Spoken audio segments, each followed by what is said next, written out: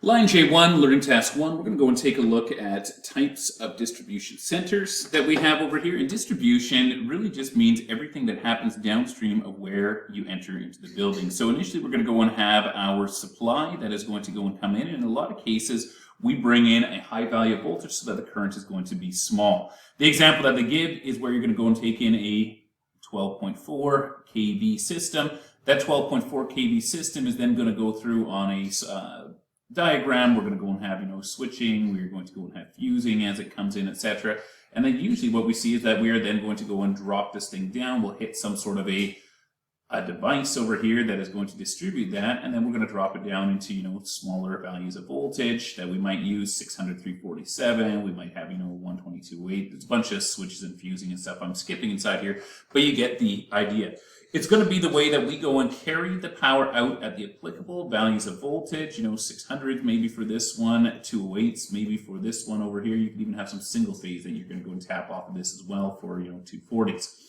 And it's going to be made up of a number of different components. We're going to talk about load centers, combination panels, splitters, switches, motor control centers, or MCCs, and power distribution centers, PDCs. And the very first thing that we need to note is that what we use in the tray is not always going to go and be the correct term. It's the same as whenever you see a bare copper lying inside of a cable or a box, a lot of people say that's the ground. It's not actually the ground, it's the bond. We all understand that there's a difference between the two, but we just kind of use these terms as slang. The CEC is going to go and define panel boards as being its assembly of buses, that's places for breakers to connect onto, connections, overcurrent device, and control apparatus with or without switches or other equipment constructed for installation as a complete unit in a cabinet. So there's a lot of different things that are going to be covered by that. What we'll have then is our manufacturers are going to go and take the terms panel board, load center, switchboard, etc., and they're going to go and give that further definitions. Now, how a manufacturer defines it is different than us as an electrician. For us as an electrician, we generally define a load center as something that doesn't have a main breaker and a panel as something that does have a main breaker. But for manufacturer designations of load center, take a look at your page 8. They're going to go and be defined by really what is going to be my point number 7, or VII, which is going to go and be non-customizable. They're going to go and have no way for us to change the inside guts. If you can't change the guts, you're looking at really what's termed as being a load center. And secondly, they're going to be limited to 240 volts. And 240 volts is going to go and be a single phase value of voltage. They are going to have limitations. Manufacturers will say that load centers are also 600 amps or less, and they're going to be push-on style of breakers, so tool-less breakers that you have to go and place on there. They can have main breakers or main lugs, so either one works. It still is a load center, even if it does have a main breaker on it. And they could be surface or flush mount. Panel boards are going to be a little bit more beefy. They're going to be limited now to 1200 amps or less, so a larger value of current we can pull through them. And they're also going to push the voltage up to 600 volts, which is a three-phase type of voltage. And it's going to be bolt-on or push-on types of breakers. Enclosures are going to be a lot deeper. Main breakers or main lugs are going to be acceptable. They could be surface or flush mount. And then the big thing is going to be this 0.7. Tub, guts, and trim can be ordered separately. So you can order a standard size tub. You see this all the time in commercial installations. You'll see a big tub, and then later on, once you're through all the drywall and, the mess and the usual kind of rough part of construction, then you're going to go and put in the actual guts and terminate all the breakers and stuff onto it. You can also change the different guts. If you've got something that is a certain size tub, you're going to be able to change out for different voltages or different amperage ratings of guts inside of these things. And they do have more options that we can have for them as well for, enclosure ratings, drip shields, etc. Switchboards are going to be manufactured to a different UL standard. Rather than go into the 67, which is what we see for our load centers and panel boards, we're going to the 861, our 891 standard. And they're usually for large-scale electrical distribution at 600 volts or less with a ratings up to 6,000 amps, typically used in large commercial or industrial facilities. Eli, get out of here. No. No. All right, sorry. Cat issues inside here. He's going nuts. For us in the field, we go and define when we have got load centers versus main versus panels off of the lack of a main breaker. And so we see here inside of figure 1 what for most of us we would go and consider as being a load center, where we are going to go and have our main buses, bus A, bus B, and bus C over here, and we see that they're going to go and have three-phase lugs that we're going to go and place onto these. We don't have a main breaker, so if it's a 100 amp type of load center over here, we're going to feed it with 100 amp panels, but we can shut off individual loads that we tap off, but we're not going to be able to shut off the overall panel. We do have in here bolt-on breaker connections. Some of these panels have bolt-on and push-on. You can use either type of breaker for them. And we're going to go and see a neutral bus that is usually going to be carried around the outside over here, where we bring our neutral into this line over here. Let me see if I can use my big white marker there. It doesn't really help much. But we'll carry in the neutral line right into there, and we see that the neutral has a pile of terminations down the side, as well as the neutral crosses over top of the bottom and comes up the other side, so we can access it from either side of our load center. The lack of a main breaker on this unit, so any type of overcurrent protection, is really going to be what's going to limit their usefulness. We can only use them as distribution downstream of where we've already come into the building. So we're going to come into the building at some point, we're going to go and have some main type of overcurrent protection, and then we can go and tap off from that, and we can go out to these load centers over here. But we can never use a load center as a main type of service box because it does not have that overcurrent protection inside of it. The other place where we'll commonly go and see them is where we have transformer distribution. So where I'm coming in at a higher value of voltage, over here you see that the panel is 600 volts, and we see that we are then going to go from the 600 volts three-phase panel down to a 120 208 volt type of system that we are going to go and have. Over here we'll take that transformer. It's rated at 45 kVA. Let's do that. Mark that up on top of there, 45 kVA. That we're going to go and step down through. And what we'll be able to do is we'll be able to go and place our overcurrent protection. So we're going to have a 600 volt breaker over here that's going to feed that line. It's going to go and travel through here. All transformers by code need to have a disconnecting means in the primary. And then it's going to go and feed all the way through here to this, which is a load center. It does not have to be a main breaker that's going to be inside of here. Just because we've got it all inside of the same room, if we brought it out to a separate room, we'd probably want to go and make sure we've got a main breaker inside of here, switch out to a panel board. But for a load center like this, it's perfectly fine because I see that if I need to shut this entire thing off, I can just go to this breaker over here. As well, this breaker is going to go and protect these cables, and it's going to go and protect these cables of the transformer itself, because any load that I pull through here, let's say I'm pulling a whole pile of current out of that load center, it's going to result in an increase in my current going through here, which is also going to go and result in an increase in my current going through here. It's a smaller value of current on this side because it's the high voltage side, but it's still going to go and increase. When my load increases, my primary is also going to increase its small value. Combination panels look a little bit different. Combination panels have got the same guts to, in essence. We're still going to go and have our main buses that we are going to go and tap down over here for our breakers, but we are now going to go and have a three-phase main breaker or a single-phase main breaker, depending on whether we're looking at a three-phase or a single-phase type of design. They're not going to go and have general use as, large-scale distribution. We'll sometimes use these things on small-scale distribution. We are looking at three-phase over here. And three-phase, we can go and have small-scale distribution where we're going to go and use 120 208 underneath 200 amps. Anything over 200 amps, we would have to go to a larger type of service that would incorporate CTs, because the code has that requirement of 200 amp CTs. But if we're going to be smaller, we can go to this, which is where we're going to come in from a meter base, which is going to be this section right over here. It's called a 7-jaw meter base because it's going to go and have 6 jaws for my incoming side, a line 1, a line 2, and a line 3, and a line 3 out, line 2 out, and a line 1 out. That's going to be 6 of my jaws over here for the lines, and then the other one is going to go and be a neutral jaw that we are going to go and have inside there, that the neutral is going to go and tap through and carry on down through here. It's a 7-jaw meter base. We refer to this as hot metering because the meter is always going to be live. As long as BC Hydro has got their lines connected here to the weatherhead, we will always have power inside of here. And that means if we need to kill power to this panel, the only way to do so would be to flip the breaker off. As soon as you flip the breaker breaker off. That's going to go and kill the load, so there's not current being drawn through it.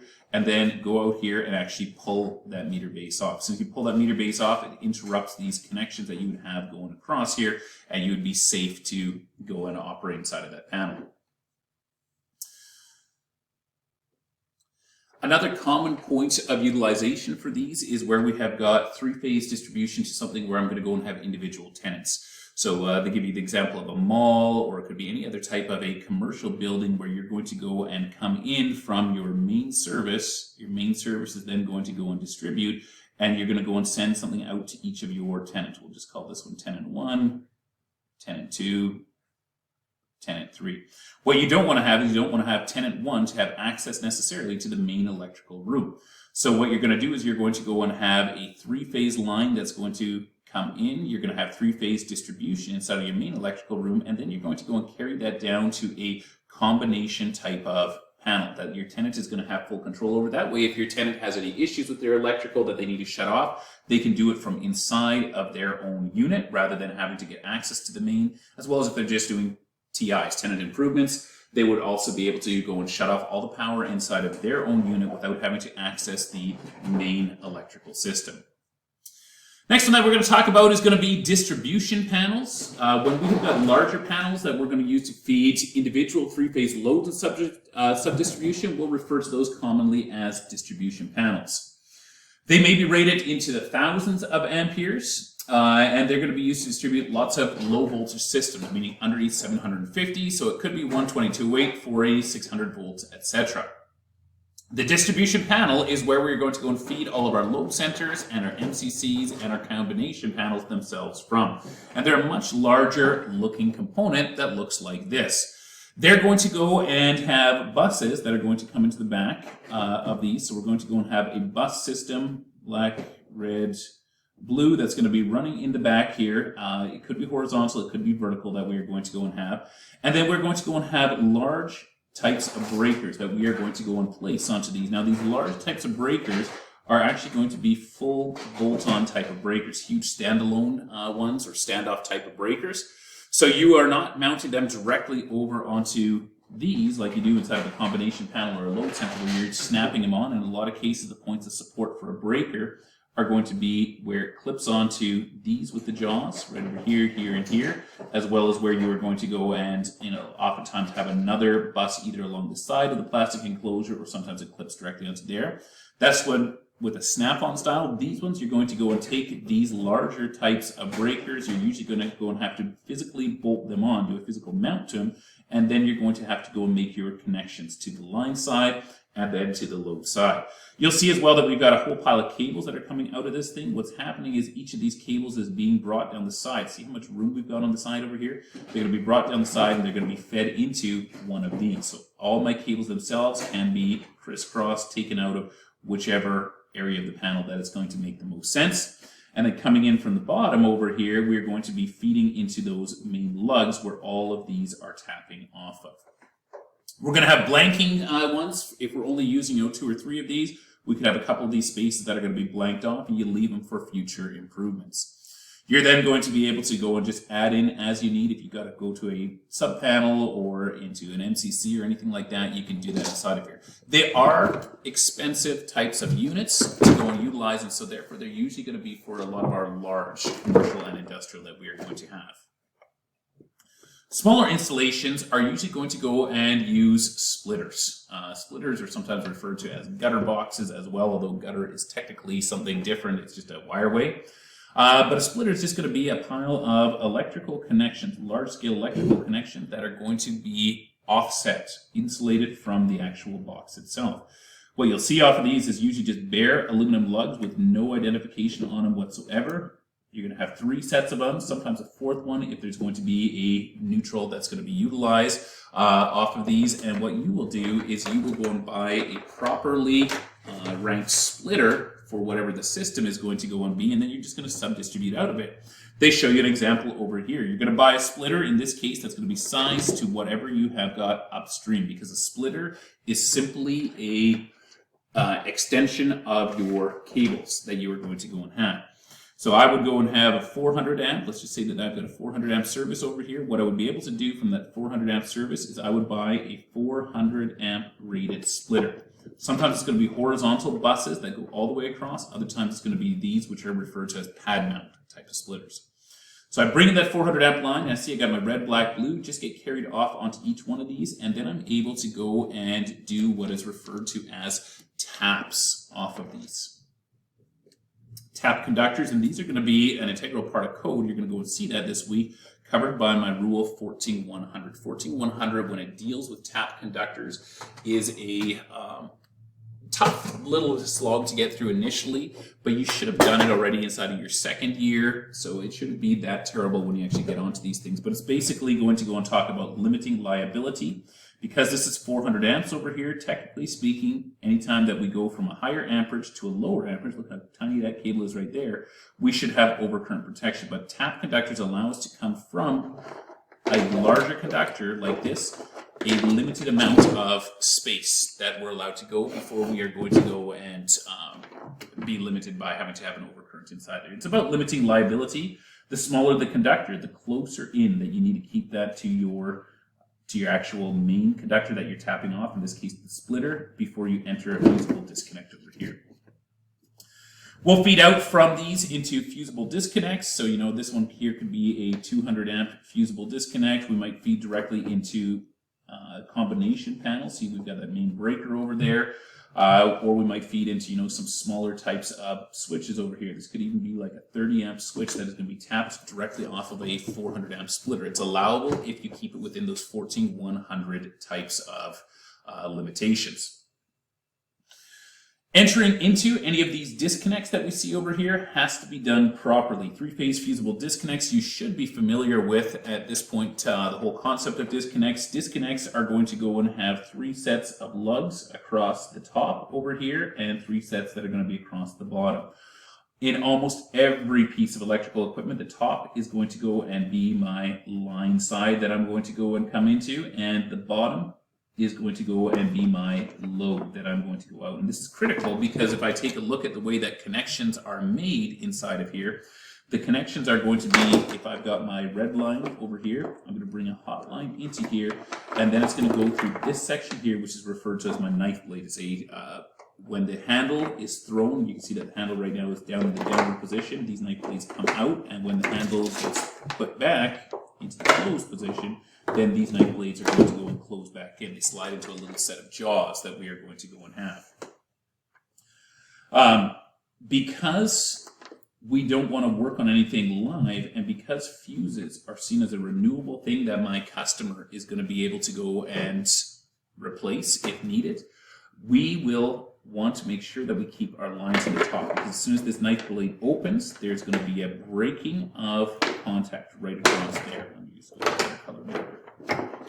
We're going to break contact across there, which would mean that now this whole lower section is going to go and be at 0 volts, which means that for my customer, they can safely go and open up this thing. You know, when they open it, they can grab out that fuse, etc.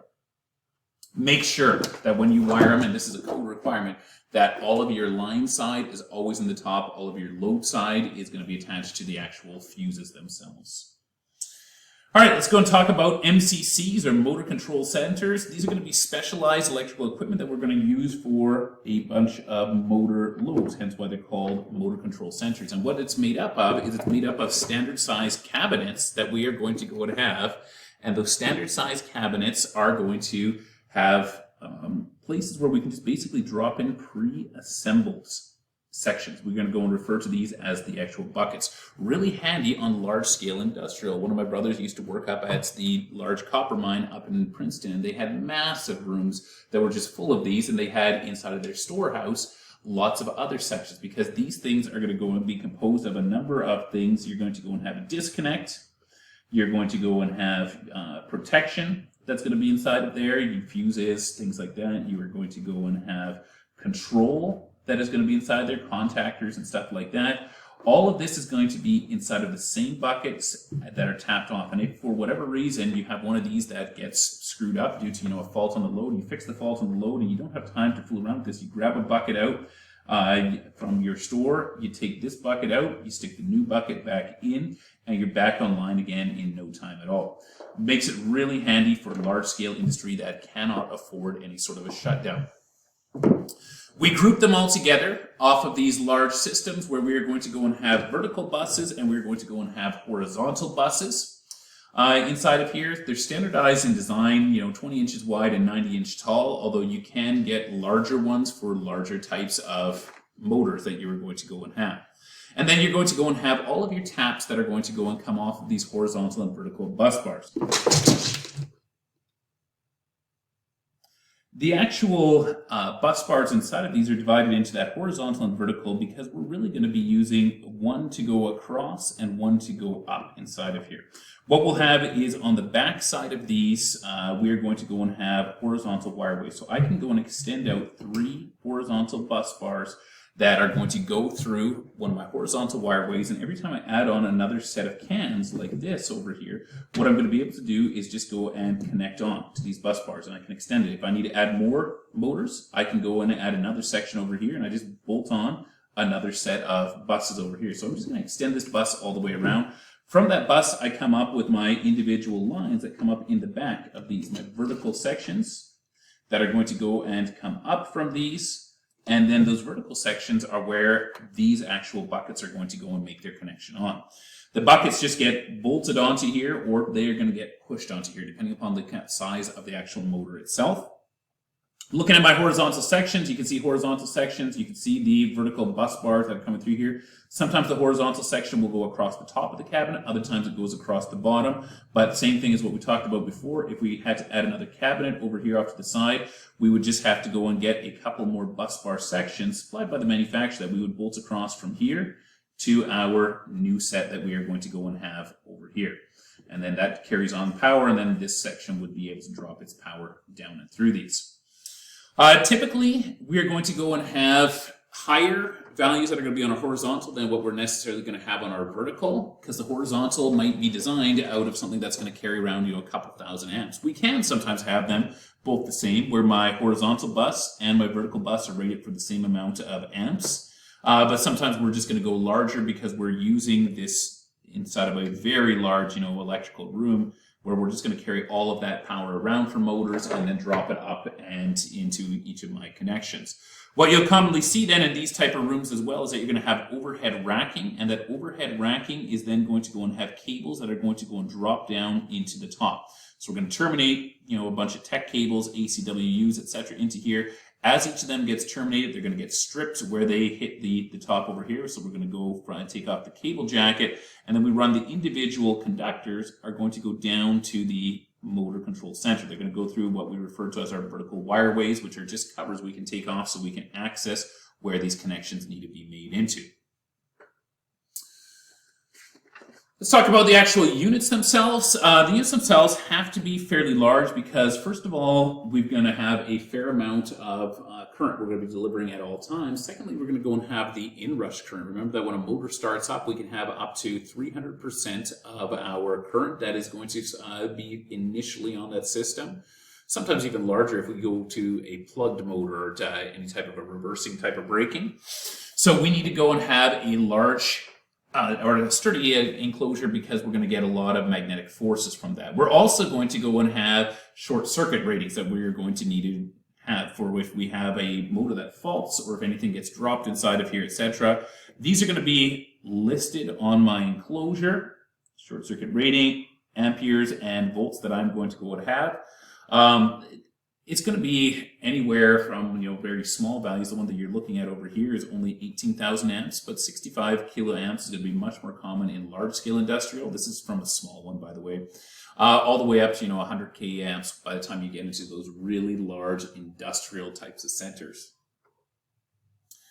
Going back to the actual buckets now, that we're going to go and place inside of here. They're going to go and have our control mechanism. They're going to go and have overload, overcurrent, as well as a disconnect that we're going to be able to use to lock out our motor. If you take a look at the handle over here, you'll see that the handle itself is going to go through. You can see there's a gasketed entry over here on the outside of that. it's going to go and protrude through the front of this. So if any time that I'm going to go and open this up, you'll see as well that there's this little stabby thing over here that's going to be an interlock. So I can't open it while this thing is live unless I defeat the interlock. This is going to be my disconnect. My main connections are going to be at the back. When I take this can and I bolt it in here, there's going to be a set of big spring-loaded contacts on the back. Red, black, and blue. I'm drawing them above here, but when I go and push them in, they're going to go and make contact with my bus bars that are going to be in the back. In some cases, for larger ones, we're going to have to go and use bolt-ons. But if it's going to be smaller, up to about 100 horsepower, sometimes smaller depending upon what the manufacturer has, we're going to use those push-on types of buckets. Really handy for us to take in and out. When we do have buckets that go in and out, they're going to be the same as what you have for a regular receptacle. You need to make sure that the bond is going to make contact first. The first thing that's going to go and connect is going to be the bond connection. So it's generally going to be seen with a longer type of spring, so that as I push this thing in, that bond is going to make connection first. And then as I pull this thing out, the bond is going to make break connection last. I should actually draw it here. The bond bus bar is going to be at the same height, but it's going to be a far bigger spring, so we'll have that spring much more compacted. As we draw it out, these three over here will lose contact. This will still be in contact, etc. We see that there's a whole pile of terminal strips down the side over here. You should be able to go and identify a couple of other components that are going to be inside of here. First of all, we are going to go and see we have got our overcurrent, our fusing that we are going to go and have. Secondly, you should go and note that we are going to go and have a contactor over here that's going to go and have overloads associated with it as well. You can see a little dial up top here for those overloads.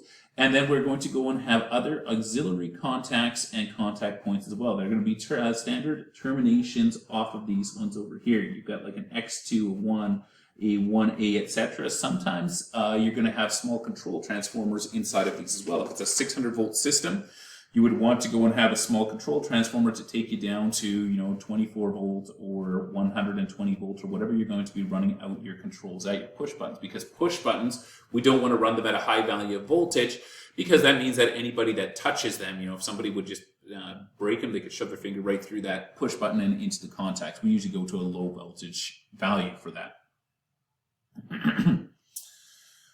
Main breaker protection is going to go and have something that's going to look like this one over here. Once again, I see that I have got a disconnecting section over here, a disconnect switch that's going to be lockable, as well as I'm going to go and have the main breaker itself. This disconnect switch is going to be on the outside. It protrudes to the outside, and it is actually going to go and be interlocked. The disconnect switch, this handle here, is going to go and operate this handle here, which is going to be on my mainframe breaker. We're keeping that whole breaker sealed inside of there. The only thing that protrudes through is going to be this robust handle that we have over here. A couple of reasons for that. I can go and change this breaker out, my mainframe breaker. If I would go and have a fault, that means that I can go and unbolt everything, put on another one of these standoff type of breakers inside there. Secondly, if there is any sort of a massive fault on the system that's going to result in catastrophic destruction, it's going to stay inside of this whole cabinet here. Even if the breaker would rupture itself, chances of the breaker rupturing and then that passing out through this main handle, slim to nothing. We see once again those horizontal buses that we are bringing in, and we see that those horizontal buses are tapping down power into my breaker, and then from my breaker, they're coming back out and going to my vertical section inside of these. Different classes of MCCs are going to go, or different classes of buckets are going to exist for MCCs. We've got class 1, we have got class 2, and we have got class 3 that are going to be available. Class 3 we're not even going to go and talk about. We're going to just talk about the 1s and 2s. Class 1 MCCs don't have any factory wired interconnection of my bucket. So if I take a look over here, I'm going to go and see I've got a bunch of terminals, but nothing is interconnected with other ones. Class 2s are usually going to be an engineered solution where it's going to go and be, I've got maybe a set of belts that's coming on. I first need this one, then I need that one, then I need that one. And so all of this terminal wiring is going to be pre-done at a factory, interconnecting to different buckets that are going to be here, overloads, etc. All that you would have to do is just, run out to your push buttons or something like that. Type B and C wired MCCs, all of the control wiring is going to be wired to terminal blocks that are going to be on top of here. So we've got class 1 and class 2. Class 1 means the terminal blocks are pre-wired, are not pre-wired. Class 2 means that they are pre-wired, and then B and C is different than 1 and 2. They're just going to be wired to terminal blocks over here. The power wiring for our main motor, our main power that comes in, the lines themselves may be factory wired to the terminals, or it may have to be done directly where I'm going to go and carry in my lines from the side through this opening inside of here. This is all behind what we had for our vertical wireway section. I might have to go and carry that in and actually connect it onto the contactor itself. Class A type of MCC only have interconnections inside, and I don't have anything that's going to be on the outside, so I'm going to have to, on a Class A, take everything into the bucket. Means that they're just less user-friendly for interconnections. B's and C's, much more user-friendly for, a plant electrician, because all of these connections are on the outside. They don't need to go and carry anything into there. They're just going to go and, disconnect everything from here, move it all off sideways, and then put in a new bucket and reconnect everything onto there. Other types of options are also going to be available. We can go and have metering, display. We can go and have sections inside of our MCC that are going to be used for other components. Let me just go and erase some of this. Instead of having everything as a motor control section the way that they're showing inside of here, I could go and have this section over here, we'll blank that one out, and I could go and make this thing a filter section that would then connect onto the buses. So I would go and have, power filtering or power correction that could be part of that. I can have my voltage suppression if you're going to have spikes, TVSSs, etc. I can even go and have sections over here that are going to go and have smaller breakers inside of them if I wanted to. So I could go and feed off to other smaller loads that aren't motor loads. Things that are going to be inside of a section. You might build one of these MCCs inside of a standalone structure like a C-can type of thing, and then you need to go and have a couple lights and power. You can go and do that out of here. You can also have sections that are going to, buckets that are going to go and bolt on, that are going to go and have transformers. So you might bolt on it, stick in a transformer bucket, and then right below that transformer bucket and wired from that transformer bucket, you might then go and have a bunch of smaller breakers that you're going to use for individual loads inside of that trailer. Last one that we're going to go and talk about is going to be my PDCs, or power distribution centers. I don't have any picture of the power distribution centers, but these are ones that you are going to go and order specifically from a manufacturer. They're modular, yet they're also going to be fully integrated or fully done. Usually you're going to go and order this whole PDC as a complete building. You see them up for auction once in a while. If you've ever gone to like Ritchie Brothers auctions, where it's just going to be a site trailer that's got generators and switches and power and everything all inside. We use them a lot inside of more temporary type of services like in oil and gas, etc. Because we don't want to have to pay for electricians to have to travel out, build this thing, especially if it's going to be, a small pump station that's going to be quite a ways out in the oil and gas fields. What they'll do instead is they'll go and build these things inside of a large warehouse, the PDCs, and then they just ship them out. And so all you have to do is make your connections into these. Terminations are often actually going to go and happen on the outside of the building. So if I've got my PDC, just draw it over here as an actual building, this is going to go and come modular. It's going to have a couple of crane lifting hooks on the top. There's going to be a door to get into this thing, etc. And all of this is just going to get craned out to site, where you're going to just have to have a small pad with some blocks for this thing to go and sit on. And then on the front side of this, or on the back side, depends, you're going to have oftentimes just a whole pile of individually removable covers that you're able to go and bolt into. So you're going to take your cables. Your cables aren't even going to come into here. You're going to go and have your incoming power cable that's going to go into one section over here. It's going to get sealed off with meter seals, etc.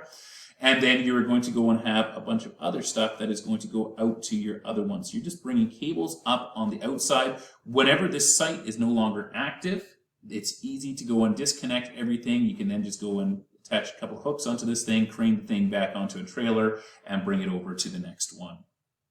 Very handy, but unlikely that you're going to be building them. You're just probably going to be doing connections to them if you do work inside of that industry.